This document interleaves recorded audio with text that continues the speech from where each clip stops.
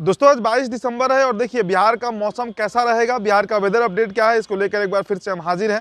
स्वागत है आप सभी का। तो बिहार टॉप में मेरा नाम उदित तारण है। देखिए 22 दिन दिसंबर में बीत चुके हैं, लेकिन जिस तरीके की ठंड की उम्मीद की जाती है वैसी ठंड अब तक देखने को नहीं मिली है और इसके पीछे कई कारण भी बताया गया। सबसे पहले तो जो पश्चिमी विक्षोभ है यानी पछुआ हवा जो है उसका बड़ा प्रभाव बिहार में देखने को नहीं मिल रहा है। पछुआ हवा के कारण ही ठंड आता है, लेकिन जिस तरीके से इस बार मौसम ने अपना रुख बदला है, उम्मीद जताई जा रही है कि दिसंबर का महीना इसी तरीके से बीत जाएगा। यानी अगले जो 7-8 दिन बचे हुए हैं दिसंबर में, इसमें भी औसत तापमान में कोई खास बढ़ोतरी नहीं देखने को मिलेगी और ना ही तो जो मिनिमम टेम्परेचर है, जो न्यूनतम तापमान है, उसमें गिरावट ही देखने को मिलेगी। तो ताज़ा अपडेट क्या है अगले 3 से 4 दिनों को लेकर, ये आप जान लीजिए। देखिए बिहार का मौसम अधिकतर जगहों पर अभी कुछ खास बदलने वाला नहीं है, लेकिन कुछ जिलों में बारिश का असर दिख सकता है। राज्य का अधिकतम और न्यूनतम तापमान आगे कुछ दिनों तक वर्तमान की तरह ही रहने की संभावना है और बिहार में ठंड और बारिश को लेकर मौसम विभाग ने जानकारी दी है।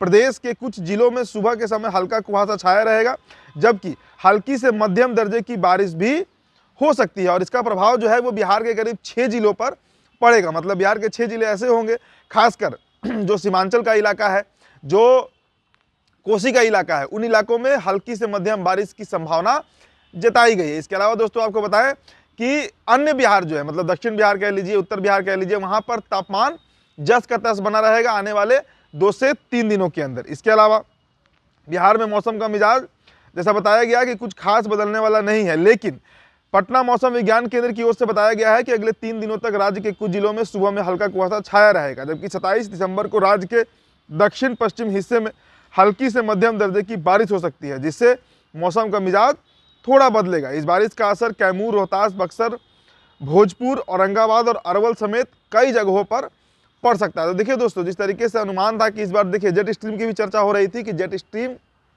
के चलते बिहार में कोल्ड वेव जैसी स्थिति बनेगी, मतलब कोल्ड वेव आएगा। लेकिन अब जो स्थिति है कि जेट स्ट्रीम के बाद भी, और ये भी देखिए ये कहानी सिर्फ ये स्थिति सिर्फ बिहार की नहीं बल्कि पूरे उत्तर भारत की। अगर आप दिल्ली की बात कीजिए, राजस्थान की बात कीजिए, तो वहाँ पर भी पिछले साल की तुलना में ठंड कम है। हालांकि देखिए पिछले साल भी अगर आपको याद होगा तो 15 दिसंबर के बाद ही ठंड ने अपना पूरा रूप दिखाया था, मतलब ठंड अपने चरम पर था तो वो 15 दिसंबर के बाद ही था।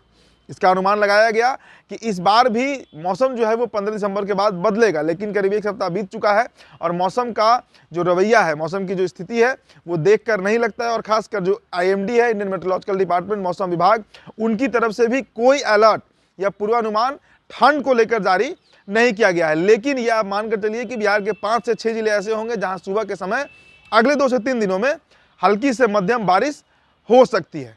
फिलहाल इस रिपोर्ट में इतना ही। बहुत बहुत शुक्रिया।